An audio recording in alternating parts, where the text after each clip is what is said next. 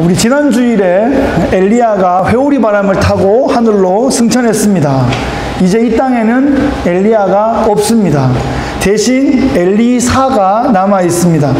엘리야로 말할 것 같으면 구약 성경을 대표하는 선지자이고 모세를 닮은 그런 선지자였고, 예수님께서 공생의 3년차 만렵에 그 모세와 그 엘리야와 함께 변화산에서 아주 놀라운 천상회의를 보여줬던 구약을 대표하는 그런 선지자였습니다.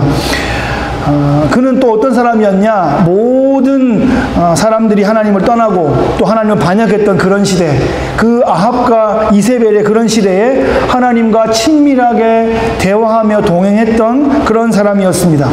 남유다 사람이 아니고요, 북이스라엘, 그 황금송아지 제단이 이미 몇십 년째 있었던 바로 그곳에 태어나 그 왕 앞에 가서 그렇게 큰 소리로 외칠 수 있었던 아주 그런 그냥 그저 담대한 정도가 아니라 완전 그냥 하나님께 사로잡힌 그런 사람이었단 말이죠. 얼마나 그가 친밀했냐 하면 하나님과 대화하고 하나님의 마음에 들어갔다 나왔다 하면서 우리와 성정이 같았던 사람임에도 불구하고 하나님의 마음으로 하늘을 닫고 하나님의 마음으로 하늘을 열고 할 수 있는 그런 경지에 있는 사람이었어요. 얼마나 대단합니까? 그런 엘리야가 엘리사를 부릅니다. 우리 지지난주에 봤죠? 그 부잣집 상속자인 엘리사가 12결의의 소를 가지고 밭을 갈고 있는데 자기 겉옷을 벗어서 휙 던지면서 나를 따르라 이렇게 하죠. 엘리사도 하나님을 사랑하는 사람이었고 엘리야도 또 잘 알고 있는 분이었는데 이렇게 개인적으로 와서 개인적으로 부를 때 소 2마리를 잡아서 잔치하고 아멘하고 그 길을 따랐습니다.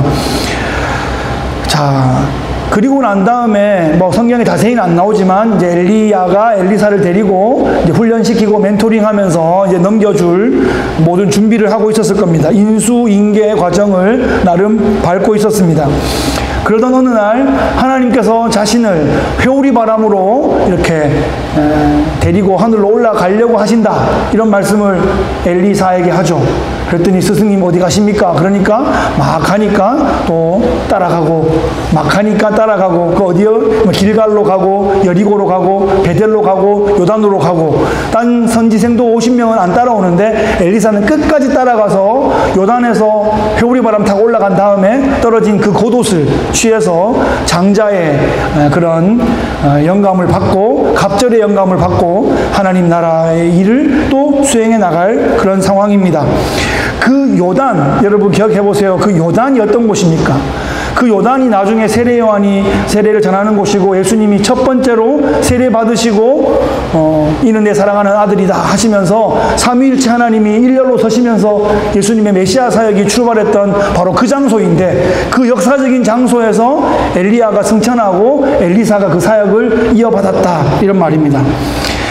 자, 이제 엘리사는 마치 모세가 떠난 다음에 여호수아가 남았던 것처럼 엘리야가 떠난 이 땅, 또 이 사람들, 또 이 왕, 이런 시대를 또 섬겨야 하는 그런 무거운 부담감을 갖게 되었습니다. 오늘 이야기는 어떤 얘기냐 하면 이제 엘리야가 승천하기 전에 다녔던 도시 중에 두 도시 여리고와 베델에 관한 이야기입니다. 그 두 도시와 엘리사가 얽혀있는 그런 이야기인데 오늘 이야기를 통해서 우리에게 무엇을 가르쳐 주시는지 함께 들어보면 좋겠습니다. 19절 말씀에 그 성읍 사람들이 엘리사에게 말하되 우리 주인께서 보시는 바와 같이 이 성읍이 위치는 좋으나 물이 나쁨으로 토산이 익지 못하고 떨어지나이다. 도시의 위치는 괜찮은데 물이 안 좋아서 열매가 다 익지 못하고 똑똑똑 떨어진다, 이런 말이에요. 이 땅이 여리고입니다. 이 여리고는 우리한테 좀 익숙하죠? 왜 익숙합니까? 가나안 첫 성이었잖아요. 그래서 여리고를 매일 6일 동안 한 바퀴씩 돌고 7일째 7바퀴를 돌고 합쳐서 몇 바퀴요? 13바퀴, 13바퀴를 돌고 또 양강나팔을 불고 함성을 지르니까 여리고가 무너졌다. 근데 여리고가 무너졌다는 얘기가 성경에는 나오는데 아무리 봐도 여리고가 없는 거예요. 사람들이 찾아봐도. 그래가지고 성경은 거짓말이다. 그렇게 하다가 여리고 성을 얼마 전에 발견했어요. 몇십 년 전에 발견했어요. 발견하고 나니까 이게 일시에 무너져 있는 그런 그런 증거들이 다 나타나 있단 말이죠. 그래서 여러분, 성경은 우리가 몰라서 그렇지 아는 만큼 다 지금까지 성경의 역사와 증거에 맞지 않은 게 아무것도 없습니다. 심지어 어떤 땅이 있냐면 나훔서에 보면 니느웨가 있잖아요. 원래 니느웨는 요나서에서 만났죠. 요나가 니느웨에 가서 이제 전하라고 그랬는데 니느웨가 회개를 해버려요.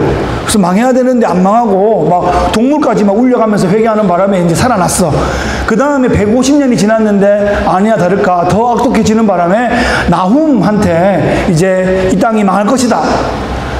물로 망할 것이다. 이렇게 선포했어요. 그리고는 이제 또 몇천 년이 지났죠. 사람들이 아무리 봐도 니느웨가 없는 거예요. 그래서 니느웨 없다. 거짓말이다. 여러분, 이게 500년 전 얘기가 아니고 막 3000년, 4000년 전 얘기니까 성경에는 있는데 니느웨 없다. 그랬는데 이거를 또 발견했다는 거 아니에요.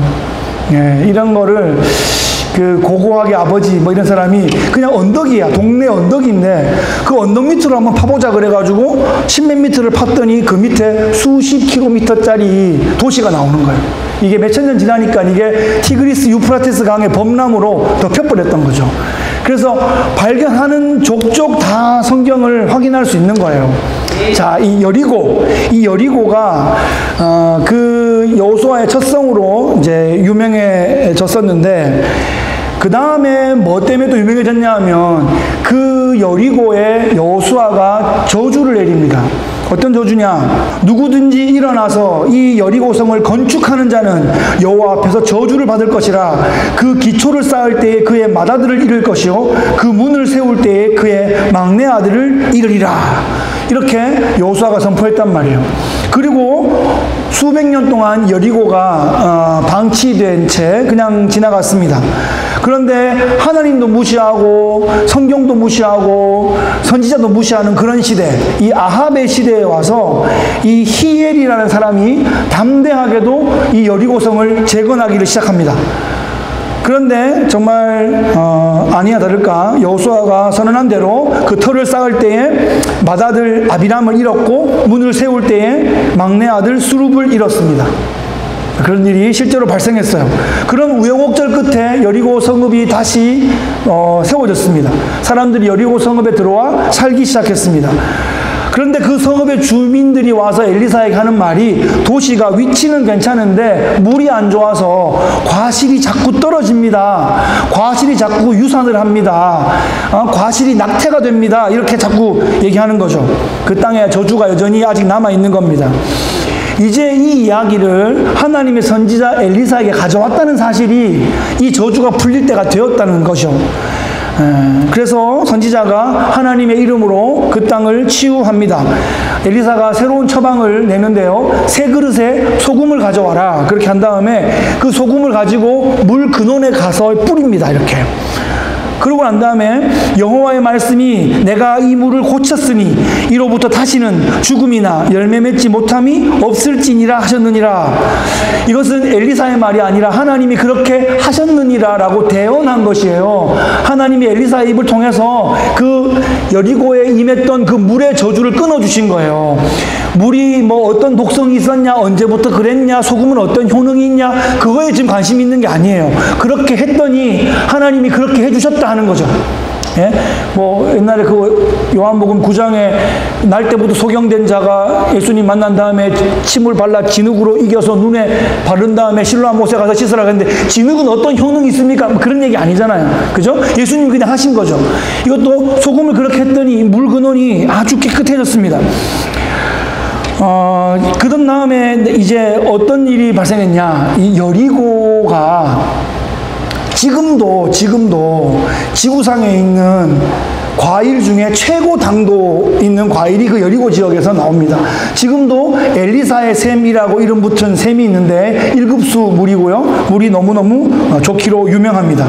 그 샘을 중심으로 마을이 번성하였고, 그 여리고 최고 당도의 과일을 한번 우리 맛을 한번 봤으면 좋겠다 생각이 듭니다. 어젯밤에 생각하다가 침이 막 돌고 그러더라고요. 얼마나 좋길래 엘리사가 직접 치유한 지금도 있는 그 엘리사의 샘에서 그 물 건너에서 나오는 세계, 안 그래도 이스라엘 그 과일들 유명합니다. 그죠? 플로리다도 유명하고 막 캘리포니아도 유명하지만 이스라엘 여리고 과일. 자, 여리고 하나님을 대적했던 땅이고요. 하나님께 불순종해서 막 징계를 받고 연단을 받았던 그런 땅인데 그런 여리고도 회복할 수 있다는 말이에요. 하나님의 은혜와 긍휼이 임하면 역사 속에 영원히 묻힐 뻔했던 그 여리고 땅도 하나님께 붙잡힌 바 되어 쓰임받을 수 있다는 것입니다. 이 여리고가 쓰임받을 수 있다면 변화되지 못할 인생이 없다는 거예요. 변화되지 못할 공동체가 없고 변화되지 못할 민족이 없다는 사실입니다. 이 지역은 안 된다, 이 사람은 안 된다, 요즘 시대는 안 된다. 누가 말했습니까? 누가? 사람들이 그렇게 하는 거예요. 여리고 이 문제를 가지고 엘리사에게 나오고 하나님께 나올 때 그 나오는 게 믿음이에요. 그러면 물이 안 좋은가 보다, 이 땅은 과실이 떨어지나 보다 이러고 있으면 계속 떨어질 텐데 선지자에게 가가지고 이 땅의 위치는 좋으나 과실이 계속 떨어집니다. 어떻게 할까요? 이렇게 가지고 올 때 이미 지금 하나님 앞에 막 80% 90%를 가지고 온 거예요. 그래서 선지자가 그 마음을 받아서 그냥 어떤 하나님이 하시는 그 어떤 퍼포먼스를 하니까 그 땅이 물이 완전히 살아나죠. 물이 사니까 과일도 살고 사람도 살고 역사도 살고 문화도 살고 다 살아나는 것입니다. 여러분, 믿음이 떨어지는 땅이다, 교회가 무너지는 땅이다, 목회자의 무덤이다. 누가 말했습니까? 누가? 네. 그런 지역을 끌어안고 그런 시대를 끌어안고 주님 앞에 나갈 때 주님께서 불쌍히 여겨주시고 긍휼히 여겨주시고 주께서 언약의 소금을 뿌려주시면 역사할 줄을 믿습니다. 아멘. 놀라운 생명력과 놀라운 생산성으로 많은 사람들을 유익하게 하는 땅이 될 줄로 믿습니다. 아멘. 아멘, 할렐루야. 네. 이 여리고를 이렇게 변화시킨 다음에 엘리사가 베델로 올라갑니다. 이 베델은 어떤 땅입니까? 그 광야에서 피신하다가 이 돌베개를 베다가 막 하늘 사닥다리로 천사가 오르락내리락 하는 것을 보고 그 베델 자기 베었던 그 돌베개에다 기름을 붓고 거기다가 여기가 하나님의 집이다. 그래서 베델이다. 하나님의 집이다. 그렇게 세웠던 곳이 베델 아닙니까? 근데 오랜 세월이 흘러서 그 베델이 어떤 땅이 되었어요? 북이스라엘의 금송아지를 세운 땅이 또 되어버렸어요. 그 야곱이 기름 부은 그 땅이 또 금송아지가 세워진 우상의 땅이 되어버렸습니다. 그런데 또 엘리야의 시대에 또 여러 도시 중에 그 베델에 또 선지 학교를 또 세웠으니까 또 그 어려운 과정 가운데서도 또 영적인 반전을 일으키려는 준비를 하고 있는 그런 땅이기도 했습니다. 그러니까 베델은 역사적인 업앤다운이 있는 땅이고 영적인 도전도 있는 땅이고 그러면서 지금도 또 부흥과 때로는 침체 이런 것이 막 반복되고 있는 그냥 우리의 삶의 현장에 있는 이런 모습 같은 그런 도시입니다. 그런데 이제 엘리사가 베델로 간 것은 아마 선지 생도를 만나고 양육하러 갔을 겁니다. 지금 여러 도시에 선지 생도들이 좀 있고 순회하면서 아마 교육하는 그런 모습 같습니다. 그런데 잘 보세요. 엘리사가 이 베델 성읍에 들어가는 길에 작은 아이들이 그 성읍에서 나와서 엘리사를 놀렸습니다. 근데 작은 아이라고 하면 여러분 어느 정도 작은 아이를 말할까요? 몇 살쯤 돼야 작은 아이일까요? 네, 여기 지금 한글로 작은 아이 해놓으니까 초등학생인가 유치원생인가 싶은데 그렇게 작은 아이가 아닙니다. 이걸 추적을 해보고 또 같은 단어들을 딴 데도 찾아보고 하면 같은 단어가 쓰인 곳이 두 군데가 있는데 더 있는데 우리가 잘 알만한 두 군데가 뭐냐면 하나는 이삭을 아이라고 표현했어요. 아브라함과 함께 모리아산에 그 바치러 간 이삭 말이죠. 그 이삭이 자기가 태워질 그 장작을 등에 메고 갔거든요. 아버지는 이렇게 가고 그러니까 꼬마가 아니에요. 이거를 짊어지고 갈 정도의 힘센 그런 거의 청년이었고요. 또 하나는 요셉이 채색 옷을 입고 형들이 이렇게 일하는 걸 아버지한테 보고하고 그랬던 나이가 성경에 정확하게 17살이다 이렇게 돼 있어요. 17살이면 12학년이거든요.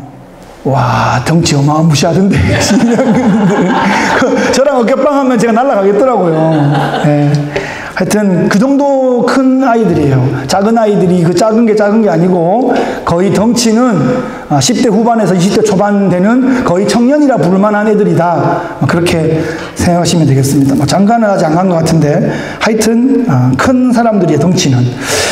자, 그 정도 확인하시고, 이 사람들이 지금 엘리사를 보고 놀렸다 하는 것은 유치원 아이들이 동네 아저씨 보고 엘라리 꼴라 이렇게 놀리는 정도가 아니에요.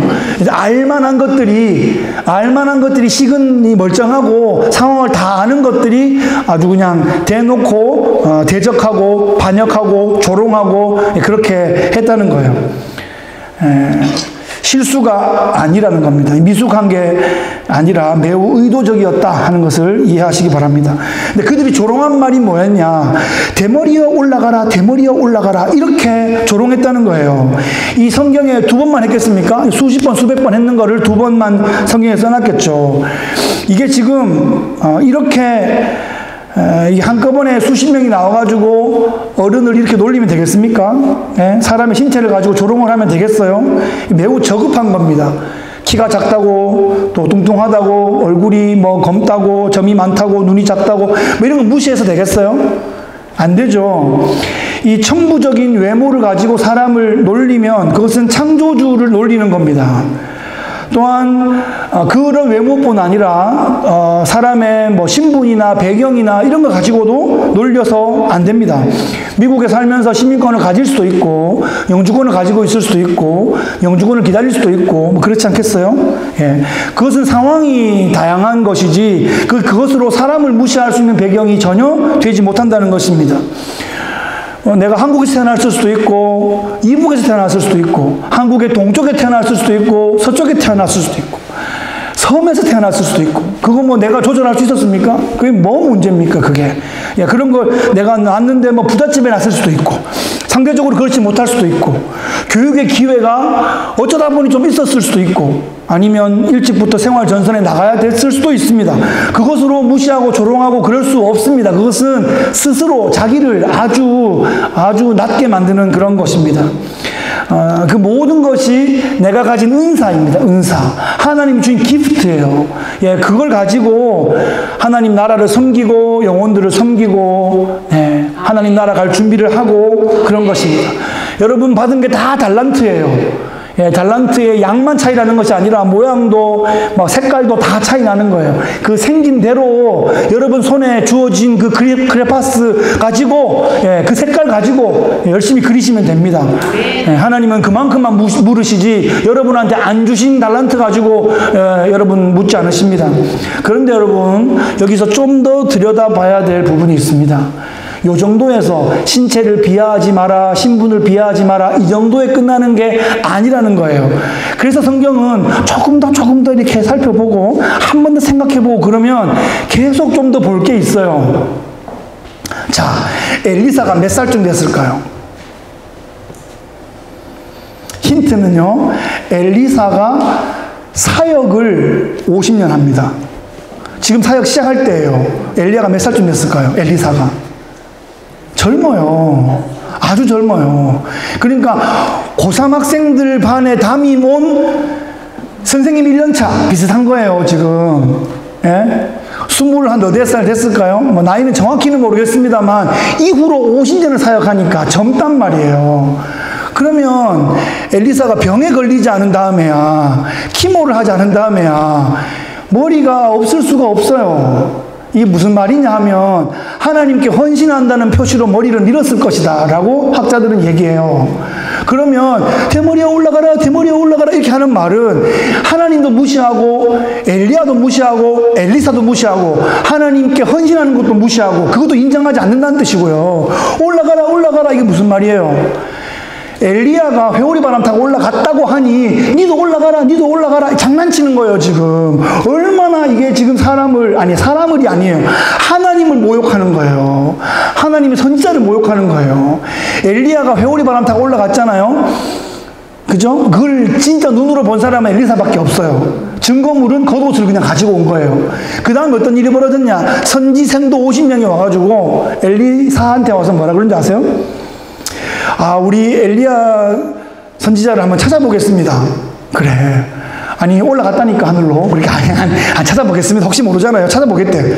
혹시 가다가 어느 산에 떨어졌을지, 어느 강가에 떨어졌을지 모르니까 찾아보겠다고 3일을 달라 그래서 3일을 50명이 뒤져요. 그러고는 한번 찾아봐도 없네요. 이렇게 하고 온단 말이에요. 선지 생도가 그 정도였으니까 이 불량배 청년들은 이거 어디 뭐 숨가놓고는 장난치는 거라고 생각하지, 예수님 부활했다 그래도 안 믿었잖아요, 사람들이. 제자들이 숨겼다 그랬지. 지금 그런 정도의 상황인 겁니다. 하나님을 무시하는 거예요. 하나님의 선지자의 헌신을 무시하는 거예요. 하나님의 선지자가 회오리 바람 타고 올라갔다 그랬는데 그걸 믿지 않는 거예요. 그래서 이런 엄청난 얘기를 하고 있는 겁니다. 그래서 엘리사가 뒤로 돌이켜 그들을 보고 여호와의 이름으로 저주했다, 이렇게 성경이 기록하고 있습니다. 제가 이걸 잘 모를 때, 막 중학교, 고등학교 때 뭐 성경 통독하라 그러니까 막 읽을 때 이 부분을 보니까 좀 선지자가 속이 좀 좁은 건가? 이런 생각이 들었어요. 그 놀렸다고 저주를 해가지고 곰이 나와가지고 42명을 찢어 주겠다고요. 야, 이거 그때는 한번 봐도 그 그림 만화 성경도 아이처럼 나왔거든요. 그러니까 애들이 나와서 어른 좀 놀렸다고 선지자가 곰 불러가지고 찢어 주겠다, 이렇게 그냥 봤었어요. 그렇지 않아요. 다 알 거 다 아는 청년들이 하나님을 모독하고 조롱했기 때문에 하나님의 이름으로 딱 이렇게 여호와 이름을 망령되이 걷지 말지니라 딱 이렇게 하니까 곰이 팍 나와가지고 그렇게 심판을 한 것입니다. 42명을 2마리가 나와서 찢어 죽였습니다. 이것은 여호와의 이름을 망령되이 일컫는 것에 대한 심판이었습니다. 하나님을 대적하는 것은 심판을 자초하는 일입니다. 하나님은 심판하시는 분이세요. 심판하실 수 있으신 분이세요. 우리가 그 하나님을 믿지 심판하지도 못한 하나님을 믿지 않아요. 예? 심판하지도 못한 하나님 뭐 어떻게 우리가 두려워하고 어떻게 우리가 섬깁니까? 하나님은 모든 것을 시작하셨고 모든 것을 인도하시고 모든 것을 끝장을 낼 수 있는 분이세요. 예. 그런 하나님 앞에 우리가 은혜와 긍휼로 구원을 받았기 때문에 우리가 이렇게 감사하고 기쁘고 예배할 수 있는 것이지, 하나님은 지금 이 불량한 청년들이 그렇게 놀릴 만한 그런 분이 아니세요. 예? 우리 하나님을 경외해야 하는 거예요. 그래서 여호와를 경외하는 것이 지혜와 지식의 근본인 거죠. 지 아무리 똑똑해도 하나님 무시하면 하나님이 참아주셔서 그렇지 곰이 뛰어나온다니까요. 하나님이 곰 막아주시니까 그렇지, 하나님 이거 내려놔버리면 곰이든 뭐든 다 뛰어나올 수 있는 거예요. 이 시대에 하나님이 심판 못하셔서 지금 보고 계신 게 아니고 그냥 참고 계신 거예요. 기회를 더 주시는 거죠. 하나님 팔을 딱 내리시는 순간, 다운 하는 순간 이게 그럴 수 있다 하는 것을 항상 기억해야 우리가 하나님 앞에 경외하는 마음으로 예배할 수 있습니다. 여러분, 우리가 존재하는 자체가 하나님의 살아계신 증거입니다. 지금 하늘에 저 푸른 하늘과 떠있는 구름들과 저 살랑살랑 부는 저 바람과 이게 다 하나님 계신 증거들이고요. 오늘 아침에 교회 오시면서 바다 보신 분들, 그 바다가 찰랑찰랑 있으며 경계를 넘지 않고 있는 그 수평선, 다 하나님께서 라인을 정해주셔가지고 붙잡아 주셔서 그런 거예요. 그게 벌떡 일어나서 막 넘어오면 어떡할 건데요. 여러분, 노아 홍수 비 많이 온 거 아니라고 말씀드렸죠. 물과 땅의 경계를 하나님 엎으신 거예요. 그쯤 해야지 뭐 땅이 잠기고 그러지, 비 40일 왔다고 먼 땅에 높은 산이 잠기겠습니까? 하나님께서 땅과 바다의 경계를, 또 우주의 각 별들의 경계를 다 잡고 계시니까 이게 운행하는 거지. 놔둬 보면 우주 쇼가 벌어지는 거예요. 지구랑 달은 왜 이렇게 있어야 되는데 갑자기 달이 막 날아오면 어떡하실래요? 하나님께서 그 거리, 그 힘, 텐션을 다 이렇게 잡고 계신 겁니다. 이게 다 기적인 거예요. 우리는 헛것을 경배하지 않습니다. 우리는 알지 못하는 신에게 엎드리지 않아요. 우리를 위해 아들을 내어주신 그 아버지 하나님을 우리가 섬기는 것입니다. 그 하나님께 대적하고 그 하나님을 조롱하는 것은 가장 두려운 일입니다. 하나님의 사역자를 무시하는 것은 하나님을 무시하는 것입니다. 하나님의 성도를 무시하는 것은 그를 창조하신 하나님을 무시하는 것입니다. 암콤이 달려와서 42명을 찢은 것은 아주 작은 샘플일 뿐입니다. 하나님은 땅을 쪼개서 바다에 꺼뜨릴 수도 있고 바다를 들어 땅에 엎으실 수도 있는 분이십니다. 하나님은 최후의 심판하시는 분이세요. 이 사건은 하나님의 살아계심과 하나님의 명예를 지켜야 할 것에 대한 작은 경고입니다. 그러니까 우리가 하나님 반대편에 서면 절대로 안 됩니다. 우리는 반드시 하나님 편에 서야 하고 하나님 품에 거해야 하고 하나님 팔에 대롱대롱 매달려 있어야 합니다. 아멘. 하나님께 의지하는 자는 영원한 천국의 주인공이 될 것입니다. 할렐루야. 아멘. 말씀을 정리하겠습니다. 오늘 말씀의 제목은 하나님의 능력의 통로가 되라 하는 것입니다.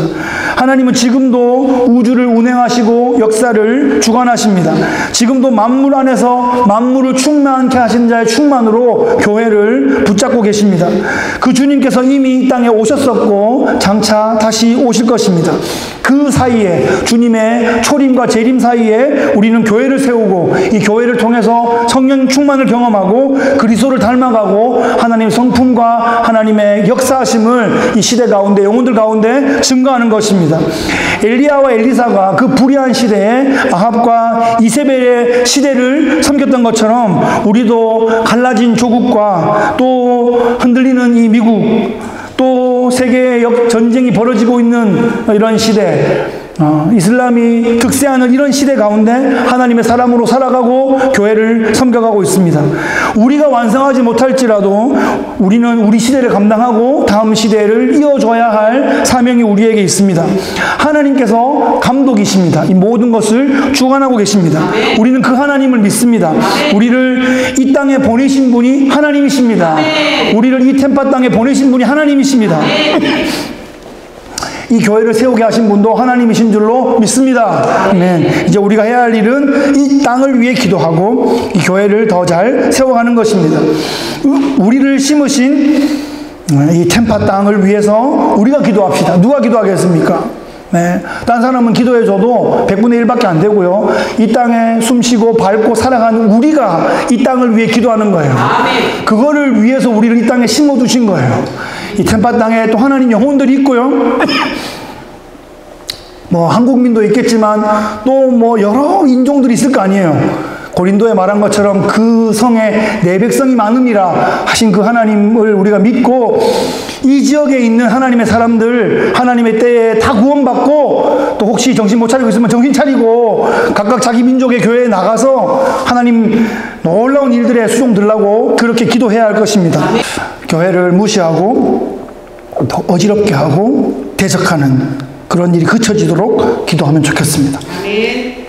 하나님을 경외하는 것이 지혜와 지식의 근본임을 깨달으면 좋겠습니다. 물이 바다를 덮음같이 여호와의 영광을 인정하는 것들이 땅에 가득하도록 함께 기도합시다. 우리가 엘리야와 엘리사의 공동체가 되기를 예수 그리스도의 귀하신 이름으로 축복합니다. 아멘. 참 좋으신 우리 하나님 아버지 감사합니다. 엘리야에게 함께 하셨던 그 하나님께서 엘리사와도 함께 하시니 감사합니다. 저주받았던 그 땅 여리고가 또 하나님의 은혜와 긍휼하심으로 다시 치유받고 새로운 생명과 회복력을 얻게 하시니 감사합니다. 그 땅이 치유를 얻고 또 많은 사람들이 또 함께 더해지고 또 놀라운 유익을 끼치는 그런 도시가 되었던 것처럼 아버지 하나님께서 변화시키지 못할 인생이 없고 하나님께서 또 놀랍게 이 땅도 변화시켜 주실 줄을 믿습니다. 또한 우리가 하나님을 경외하며 또 역사를 주관하시고 또 마지막을 붙잡고 계신 그 알파와 오메가 되신 그 하나님 앞에 우리가 경외하며 하나님을 두려워하며 또 하나님을 높여드리며 겸손하게 우리의 삶의 자리를 살아낼 수 있도록 주님 우리를 인도해 주시고 아버지 우리가 이 땅을 치유하며 이 땅을 중보하며 이 땅을 섬김해 나가는 주의 백성들 되게 하여 주옵소서. 감사와 영광을 주께 올려드리며 예수 그리스도의 이름으로 기도하옵나이다. 아멘. 아멘. And he walks with me and he talks with me and he tells me I am his own. and the joy we share as we tarry there. None other has ever known.